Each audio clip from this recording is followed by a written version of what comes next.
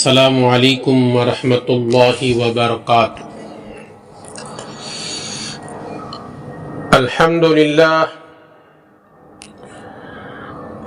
للہ رب العالمین والصلاة والسلام علی سید الانبیاء والمرسلین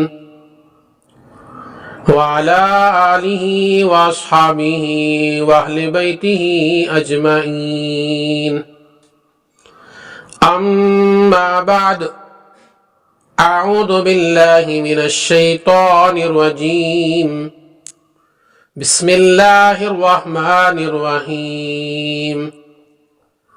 هو الذی بعث فی الأمیین رسولا منہم یتلو علیہم آیاتہ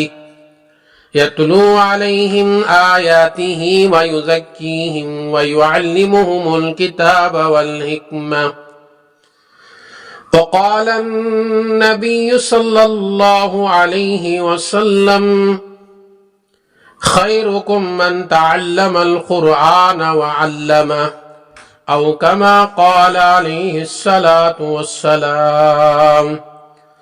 صدق اللہ مولانا العظیم وصدق رسولہ النبی الکریم۔ نحن على ذلك من الشاهدين والشاكرين والحمد لله رب العالمين۔ اللهم صل على محمد في أول كلامنا، اللهم صل على سيدنا محمد في أوسط كلامنا، اللهم صل على سيدنا محمد في آخر كلامنا۔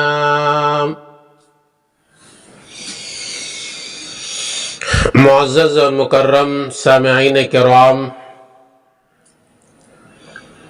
برادران اسلام، بزرگوں اور دوستوں، گزشتہ جمعے میں ہم لوگوں نے نیا سال بنانا کیوں غلط ہے اور نئے سال کے اندر جتنے خرافات لوگوں نے ایجاد کیا ہے اس سے بچنا کیوں ضروری ہے، یہ تمام باتیں میں نے پیش کیا تھا۔ آج کے جمعہ انشاءاللہ دینی تعلیم اور دینی تعلیم کے لیے مکاتب کتنے ضروری ہیں اس کے متعلق چند باتیں پیش کروں گا۔ دینی تعلیم ہماری بنیادی ضرورت ہے، اس کو حاصل کیے بغیر ہم اسلامی طریقے کے مطابق زندگی نہیں گزار سکتے۔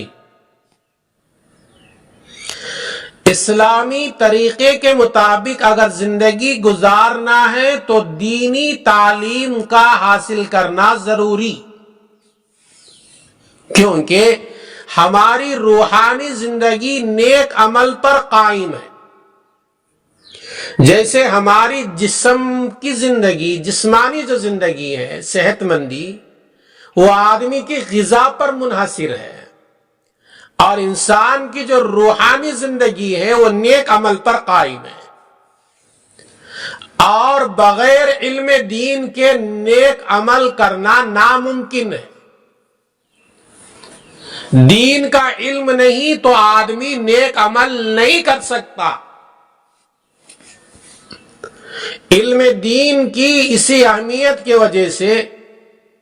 جب آپ صلی اللہ علیہ وسلم پر پہلی وحی نازل ہوئی تو اس میں پڑھنے اور پڑھانے اور قلم کا تذکرہ کیا گیا۔ میرے دوستو، سب سے پہلے وحی رسول اللہ پر صلی اللہ علیہ وسلم پر نازل ہوئی تو اس میں پڑھنے اور پڑھانے اور قلم کا تذکرہ ملتا ہے، جو حصول علم کا ایک اہم ذریعہ ہے، بلکہ قرآن مجید سورہ جمعہ پہلا رکوع آیت نمبر 2 میں اللہ تبارک و تعالی نے آپ صلی اللہ علیہ وسلم کے بھیجنے کا ایک عظیم مقصد اور آپ کی ذمہ داریوں میں سے ایک اہم ذمہ داری کتاب اور حکمت کی تعلیم قرار دی۔ قرآن مجید سورہ جمعہ آیت نمبر 2 میں اللہ تبارک و تعالی ارشاد فرماتے ہیں هو الذی بعث فی الأمیین رسولا منہم یتلو علیہم آیاتی، اللہ کی ذات وہ ہے جو انہی میں سے ایک رسول کو منتخب کیا، ایک انسان کو رسول بنا کر بھیجا جو انہی میں سے تھا، جو رسول قرآن کی آیتوں کو تلاوت کرتے ہیں اور حکمت کی باتیں ان کو بتاتے ہیں۔ تو یہ آیت میں فیصلہ سنا دیا کہ نبی کا دنیا میں بھیجنے کا ایک مقصد قرآن کی تلاوت کرنا، قرآن کی تعلیم کو عام کرنا، قرآن کی تعلیم کو آگے بڑھانا۔ آج مسلمان قوم اللہ کا ڈر اس لیے ختم ہو گیا مسلمان قوم سے، ان کے پاس دین کی تعلیم نہیں، ان کے اولاد کے پاس دین کی تعلیم نہیں۔ اگر ہمارے اولاد کے اندر دینی تعلیم آئے گی، ہمارے اولاد کی زندگی میں قرآن کی تعلیم آئے گی، اگر ہماری اولاد کی زندگی میں احادیث آئیں گے، اگر ہماری اولاد کی زندگی میں نبی کا طریقہ آئے گا، اگر ہمارے اولاد کو صحابہ کے واقعات معلوم رہیں گے، تو ہماری اولاد کبھی اللہ کی نافرمانی نہیں کرے گی، کبھی ماں باپ کی نافرمانی نہیں کرے گی، کبھی اللہ نے جن چیزوں کو حرام قرار دیا ہے اس کا استعمال نہیں کرے گی، بڑوں کا مقام پہچانے گی، ماں کا مقام کیا ہوتا ہے، باپ کا مقام کیا ہوتا ہے، بڑے بھائی کا مقام کیا ہوتا ہے، بڑی بہن کا مقام کیا ہوتا ہے، چھوٹی بہن کا مقام کیا ہوتا ہے، خالہ کا مقام کیا ہوتا ہے، استاد کا مقام کیا ہوتا ہے، قرآن کا مقام کیا ہوتا ہے۔ جب ہمارے اولاد کو یہ باتیں معلوم ہوں گے تو ہماری اولاد دیندار بنے گی، اور جن کی اولاد دیندار بنے گی ان کے گھروں میں سکون اور راحت کے مناظر دکھائی دیں گے۔ آج ہماری اولاد کے اندر دینی تعلیم کو بیدار کرنے کی ضرورت ہے۔ میرے دوستو، ایک حدیث سنیں، نبی اکرم صلی اللہ علیہ وسلم نے ارشاد فرمایا، جو آدمی مسجد آئے اس کا ارادہ صرف کسی بھلی بات کو سیکھنا یا سکھانا ہو، اس کو ایسے حاجی کا ثواب ملے گا جس کا حج کامل ہو چکا ہو۔ کیا بات فرمائی میرے نبی نے؟ کسی نے مسجد کو آیا، اس کا ارادہ یہ ہے میں دین کی بھلی بات بتاؤں گا، یا اس کا ارادہ یہ ہے میں دین کی کوئی بھلی بات سنوں گا، عمل کروں گا، وہ عمل کرے یا نہ کرے بس اس ارادے سے بیٹھا ہوا ہے میں دینی علم حاصل کروں گا، تو میرے نبی نے فرمایا اس کو مکمل ایک حج کا ثواب ملتا ہے۔ یہ بات میں نے اپنے طرف سے نہیں کہی، طبرانی کبیر میں حضرت ابو امامہ رضی اللہ تعالی عنہ سے روایت ہے، اور امام طبرانی نے اس حدیث کو اپنی کتاب طبرانی کبیر میں 7473 کے اندر اس حدیث کو لایا ہے۔ اب آپ اندازے میں غور کریں، آپ اندازہ لگائیں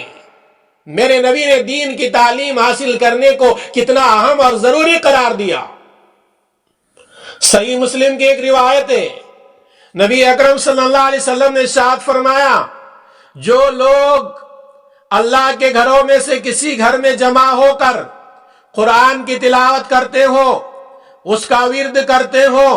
ان پر سکینہ نازل ہوتی ہے، اللہ کی رحمت ان کو ڈھانپ لیتی ہے، فرشتے ان کو گھیر لیتے ہیں، اور اللہ تعالیٰ فرشتوں کی مجلس میں ان کا تذکرہ فرماتے ہیں۔ اللہ کے نبی صلی اللہ علیہ وسلم کی حدیث کو امام مسلم نے اپنی صحیح مسلم میں حضرت ابو ہریرہ سے روایت کر کے حدیث کو پیش کیا، اور امام مسلم کے حدیث کے روایت کے مطابق یہ صحیح مسلم میں حدیث نمبر 7028 کے اندر موجود ہے۔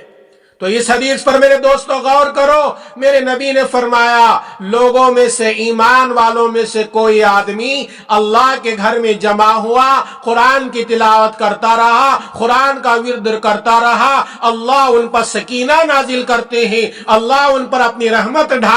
ڈھانپنے کے لیے بھیج دیتے ہیں اور فرشتے ان کو گھیر لیتے ہیں۔ چوتھا انعام یہ ہوتا ہے اللہ تعالیٰ اس کا تذکرہ فرشتوں کے مجلس میں فرماتے ہیں۔ قرآن پڑھو گے تو کب؟ جب قرآن کو پڑھنا سیکھو گی۔ قرآن کو پڑھنا سیکھو،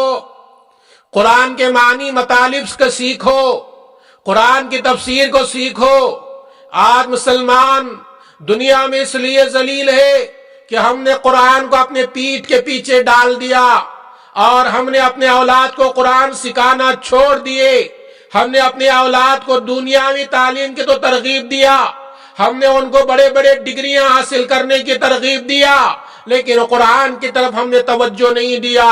قرآن کے معنی مطالب کو ہم نے ان کو نہیں پڑھایا، قرآن کی صحیح تلاوت ہم نے ان کو نہیں سکھایا، قرآن کی محبت ان کے دلوں میں نہیں بٹایا۔ اس لیے مسلمان دنیا میں اپنا رونا رو رہا ہے، اور جب تک مسلمان قرآن کو اپنے زندگی میں داخل نہیں کرے گا، خدا کی قسم یہ دنیا والوں کی نگاہ میں مسلمان عزت والا مسلمان کہلانے کے لائق نہیں ہو سکتا۔ نبی اکرم صلی اللہ علیہ وسلم کے زمانے میں غور کیجئے، دینی تعلیم حاصل کرنے کا کتنا زور تھا۔ آج ہمارے مساجد بڑے عالیشان بنے ہوئے، مساجد میں اے سی لگی ہوئی ہے، بہتر سے بہتر قالین بچھے ہوئے ہیں، بہتر سے بہتر اس کو رنگین بنایا گیا ہے، لیکن بنانا چاہیے، میں اس کا انکار نہیں کرتا، لیکن مساجد میں دینی تعلیم کا بھی انتظام ہونا چاہیے۔ مساجد کی طرف سے، ذمہ داروں کی طرف سے دینی تعلیم کا انتظام ہونا چاہیے۔ نبی اکرم صلی اللہ علیہ وسلم کے دور میں مسجد نبوی میں جہاں نماز ہوتی تھی وہاں دینی تعلیم کا انتظام بھی کیا جاتا تھا۔ حضور صلی اللہ علیہ وسلم نے دینی تعلیم حاصل کرنے کی ایسی فضا، ایسا ماحول بنایا تھا، ہر آدمی اس کو حاصل کرنے کی دھن میں لگا رہتا تھا، کسی کو یہ گوارا نہ تھا وہ آپ صلی اللہ علیہ وسلم کے مجلس سے غیر حاضر رہے، تاکہ علم کا کوئی حصہ نہ رہ جائے، اور کوئی روزانہ حاضری نہ دے پاتا تھا تو آدمی مل کر باری باری مقرر کر لیتے تھے، دو آدمی مل کر باری باری مقرر کر لیتے تھے۔ آج تو نبی کے خدمت میں جائے گا اور نبی سے دینی باتیں لا کر مجھے پہنچائے گا، میں کل جاؤں گا اور تو دوسرے دن اپنے کاروبار میں لگے گا، اور دوسرے دن میں پہنچ کر نبی سے باتیں سیکھ کر تجھے سکھانے کی کوشش کروں گا۔ اس طرح کا ماحول نبی کے زمانے میں تھا۔ صحیح بخاری کی حدیث ہے، عبداللہ بن عباس سے مروی ہے، حدیث نمبر 89 ہے۔ حضرت عمر فرماتے ہیں کہ میں اور میرا انصاری پڑوسی دونوں مدینے کے قریب ہی ایک گاؤں جس کا نام بنو امیہ بن زیدہ تھا وہاں رہتے تھے۔ ہم دونوں باری باری رسول اللہ صلی اللہ علیہ وسلم کی خدمت میں حاضر ہوتے تھے۔ ایک دن وہ آتا تو ایک دن میں آتا، جس دن میں آتا تو اس دن کی وحی اور دوسری باتوں کو اس کی اطلاع دیتا تھا، جب وہ آتا تو وہ اسی طرح رسول اللہ سے دینی باتیں سن کر آتا اور مجھے سکھاتا تھا۔ صحابہ کے دور میں دین کی باتیں سننے کا اتنا جذبہ، اتنا شوق، اور مسلمانوں کے اندر سے دین کی باتیں سننے کا جذبہ ختم، دین کی باتیں سیکھنے کا جذبہ ختم، قرآن سیکھنے کا جذبہ ختم، قرآن کے معنی سیکھنے کا جذبہ ختم، نبی کے حدیث سے پڑھنے کا جذبہ ختم، صحابہ کے دور کے واقعات پڑھنے کا جذبہ ختم، صحابہ کی زندگی پڑھنے کا جذبہ ختم، تو پھر میرے دوستو مسلمان کیسے کامیاب ہوگا؟ نبی اکرم صلی اللہ علیہ وسلم کے دور میں مسجد نبوی میں صرف عبادت نہیں ہوتی تھی بلکہ تعلیم اور تعلم یعنی سیکھنے سکھانے کا انتظام بھی ہوتا تھا، جس میں لوگ جمع ہوتے تھے، دین کی باتیں ایک دوسرے کو سکھاتے تھے۔ حضرت عبداللہ بن عمر رضی اللہ تعالی عنہ فرماتے ہیں مسجد نبوی میں 2 مجلسیں لگی ہوئی تھیں، آپ صلی اللہ علیہ وسلم کا گزر ان دونوں مجلسوں کے پاس سے ہوا تو آپ صلی اللہ علیہ وسلم نے ارشاد فرمایا دونوں مجلسیں اچھی ہیں، البتہ ان میں سے ایک کا درجہ دوسرے سے بڑا ہوا ہے۔ پھر آپ صلی اللہ علیہ وسلم نے ایک مجلس کی طرف اشارہ کرتے ہوئے فرمایا یہ لوگ دعاؤں میں لگے ہوئے ہیں، اللہ کی طرف متوجہ ہیں، اللہ چاہے تو عطا کریں گے چاہے تو نہیں دیں گے۔ اور دوسری مجلس کی طرف میرے نبی اشارہ کرتے ہوئے فرمایا یہ لوگ دین کی سمجھ حاصل کرنے، علم دین سیکھنے میں لگے ہوئے ہیں، نہ جاننے والوں کو سکھانے میں مشغول ہیں، لہذا ان کا درجہ بڑا ہوا ہے اور میں تو معلم بنا کر بھیجا گیا ہوں۔ پھر آپ صلی اللہ علیہ وسلم نے دعا کرنے والی مجلس میں بیٹھنے کے بجائے میرے نبی نے مسجد نبوی میں جو دین کی باتیں سیکھنے اور سکھانے میں لگے ہوئے تھے ان کے ساتھ میرے نبی صلی اللہ علیہ وسلم جا کر بیٹھ گئے، فرمایا ہے دونوں مجلسوں میں بہترین مجلس یہ ہے جہاں دین کی باتیں سیکھی اور سکھائی جا رہی۔ آج دین کی باتیں سیکھنے والوں کے اندر بھی اخلاص نہیں، سکھانے والوں کے اندر بھی اخلاص نہیں۔ دیکھو آج ہمیں جمعہ کا دن ہے،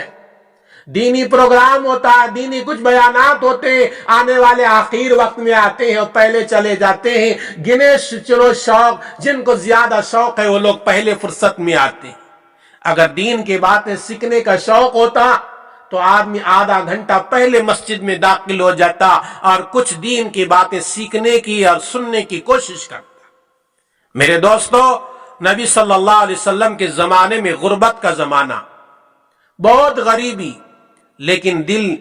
دل کے اندر دین کا جذبہ اور شوق، علم دین حاصل کرنے کی فکر، تو اسی لیے نبی صلی اللہ علیہ وسلم نے مسجد نبوی میں ایک چبوترا تھا جہاں کچھ صحابہ دنیاوی جھمیلوں سے الگ ہو کر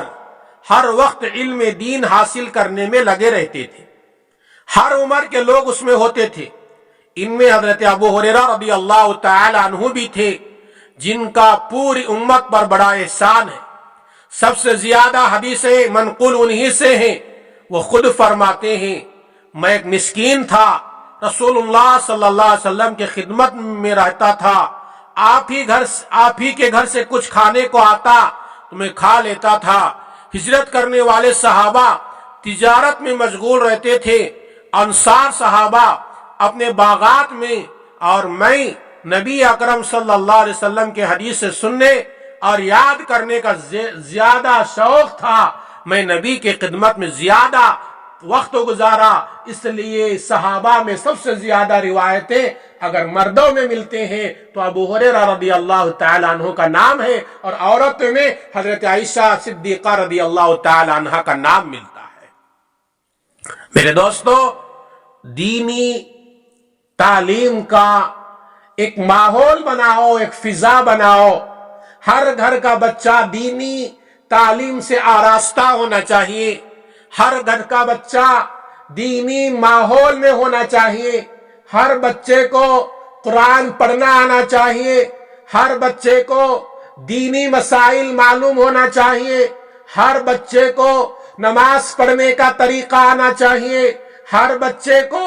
جنازے کی نماز پڑھنے اور پڑھانے کا طریقہ آنا چاہیے، ہر بچے کو کفن اور دفن کے مسائل اور معلومات ہونا چاہیے۔ اتنا تو اپنے اولاد کو سکھانا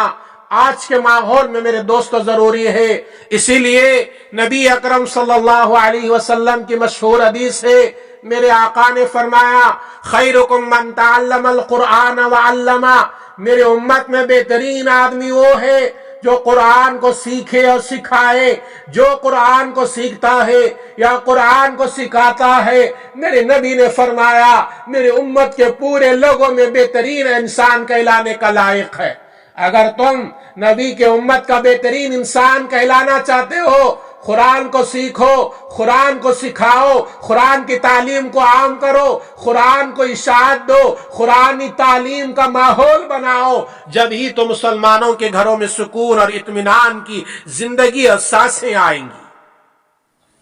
حضرت عمر فاروق رضی اللہ تعالی عنہ کے دور میں ہر مسجد میں مکتب کا انتظام ہوتا تھا، ہر مسجد کے احاطے میں بچے پڑھنے کے لیے آتے تھے، قرآن کی تعلیم دی جاتی تھی اور فقہ کی تعلیم دی جاتی تھی، احادیث کو بتایا جاتا تھا، اس لیے تو وہ دور کو بہترین دور قرار دیا گیا۔ اس لیے اس دور میں مسلمانوں کی عزت بڑی شان اور شوکت کے ساتھ تھی، اور مسلمان قرآن کو پسے پشت ڈال دیا ہے، قرآن کو الماری کا زینت بنا دیا ہے، قرآن کو کبھی بھول کر بھی نہیں کھولتا، اگر کھولتا ہے تو رمضان میں کھول لیتا ہے، اگر کھولتا ہے تو کسی کے مرنے کے وقت میں کھول لیتا ہے، یا کھولتا ہے تو مرنے والے کے 3 دن کے فاتحہ کے لیے کھولتا ہے، اگر کھولتا ہے تو مرنے والے کے 10 دن کے 9 دن کے فاتحہ کے لیے کھولتا ہے۔ اگر قرآن مسلمان آج کھولتا ہے، قرآن مرنے والے کے 40ویں دن کے ختم ہونے کے لیے پڑھنے کے لیے نہیں آیا، قرآن تو تلاوت کے لیے آیا تھا، قرآن تو عمل کرنے کے لیے آیا تھا، قرآن تمہارے الماری کا زینت بنا کر رکھنے کے لیے نہیں آیا، وہ قرآن کو دیکھ کر صرف رکھنے کے لیے نہیں آیا، وہ قرآن تو تلاوت کرنے کے لیے آیا تھا، قرآن تو عمل کرنے کے لیے آیا تھا۔ جس قرآن کے بارے میں اللہ نے کہا وَنُنَزِّلُ مِنَ الْقُرْآنِ مَا هُوَ شِفَاءٌ وَرَحْمَةٌ لِّلْمُؤْمِنِينَ، جس قرآن کے بارے میں اللہ نے کہا لَوْ أَنزَلْنَا هَذَا الْقُرْآنَ عَلَى جَبَلٍ لَّرَأَيْتَهُ خَاشِعًا مُّتَصَدِّعًا مِّن خَشْيَةِ اللَّهِ، اس قرآن کے بارے میں اللہ نے کہا الف لام میم ذالک الکتاب لا ریب فیہ ھدی للمتقین، جس قرآن کے بارے میں اللہ نے کہا یہ ایسا قرآن ہے، اس کی یہ ایک آیت دنیا کی کوئی قوم، پورے انسان مل کر، پورے جنات مل کر قرآن کی ایک آیت جیسے نہیں بنا سکتے، جیسا ایسا قرآن جب اللہ نے ہم کو دیا ہے تو اپنی اولاد کو قرآن سکھاؤ،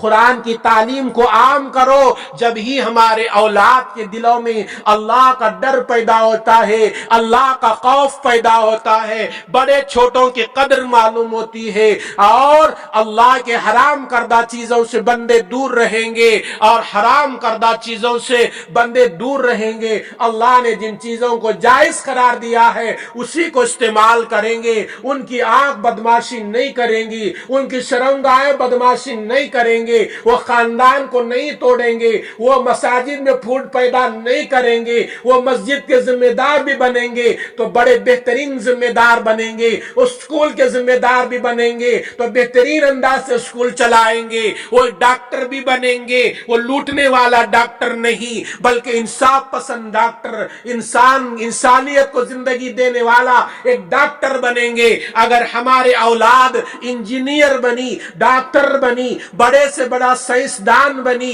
ڈگریوں پر ڈگریاں حاصل کر لیا، لیکن قرآنی تعلیم ان کے پاس نہیں، نبی کا تعلیم ان کے پاس نہیں، صحابہ کی زندگی ان کے پاس نہیں، وہ ڈاکٹر تو بنے گا لیکن لوگوں کے کتنوں کا بڑا چور بنے گا، روپیوں کے حریص بنے گا، وہ انجینئر بنے گا، دھوکہ دے کر کمائے گا، وہ بڑا سائنسدان بنے گا، روپیوں کے کمانے کے چکر میں رہے گا۔ اگر ہماری اولاد ڈاکٹر بننے کے ساتھ ساتھ، انجینئر بننے کے ساتھ ساتھ، سائنسدان بننے کے ساتھ ساتھ، بڑے سے بڑا پوسٹ حاصل کرنے کے ساتھ ساتھ قرآن کی تعلیم پر عمل کر لیا، حدیث کے اوپر عمل کر لیا، سنتوں کی زندگی گزار لیا، صحابہ کی تاریخ معلوم کر لیا، صحابہ کی سیرت معلوم کر لیا، ازواج مطہرات کی سیرت معلوم کر لیا، نبی کی بیٹیوں کی سیرت معلوم کر لیا، خدا کی قسم ہمارا بچہ دنیا کے اندر بھی بہت بڑا انسان کہلائے گا اور آخرت کے اندر بھی ایک کامیاب مسلمان کہلائے گا۔ اس لیے آج کے دور میں اپنے اولاد کو قرآن کی تعلیم سے مزین کرو، اور ہر مسجد کے تحت میں مکاتب کو قائم کرو، ہر محلے میں مکتب ہونا چاہیے، ہر گھر میں مکتب کی شکل ہونا چاہیے، ہر گھر کا بچہ قرآن، حدیث، اردو، مسائل فقہ کا پڑھنے والا، دعاؤں کا یاد کرنے والا ہر بچہ ہونا چاہیے۔ انہی چند باتوں کو پیش کرتے ہوئے اپنی بات کو ختم کرتا ہوں۔ اللہ تعالیٰ موقع دیا تو آئندہ جمعہ ہی عنوان کو باقی رکھنے کی کوشش کروں گا۔ اللہ تعالیٰ سے دعا ہے اللہ تبارک و تعالیٰ کہی اور سنی ہوئی باتوں پر کہنے والے کو، سننے والوں کو اور ساری امت محمدیہ کو عمل کی توفیق عطا فرمائے، آمین۔ السلام علیکم ورحمۃ اللہ وبرکاتہ۔